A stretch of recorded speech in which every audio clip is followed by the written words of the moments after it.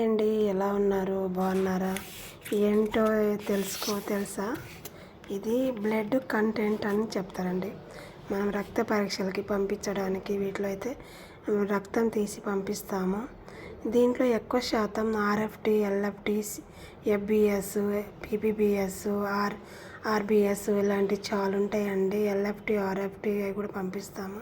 LFT అంటే liver function test, అది కూడా మనం దీంట్లోనే పంపిస్తాం. రెడ్ ఆర్ఎఫ్టి కూడా దీంట్లోనే పంపిస్తాము.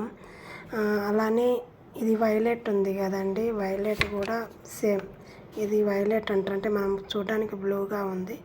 దీంట్లో అయితే సిబిపి ఇలాంటి కొన్ని టెస్ట్లు అయితే పంపిస్తామండి. దీంట్లో ఈ రెండు ఎక్కువ శాతం ఉంటాయి.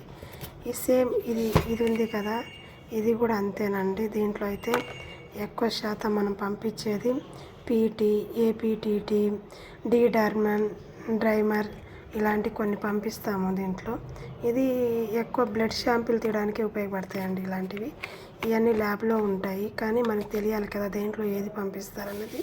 ఎప్పుడైనా ఎల్ఎఫ్టి, ఆర్ఎఫ్టి అనేది రెడ్లోనే పంపించాలి. సిబిపి అనేది దీంట్లో పంపించాలి.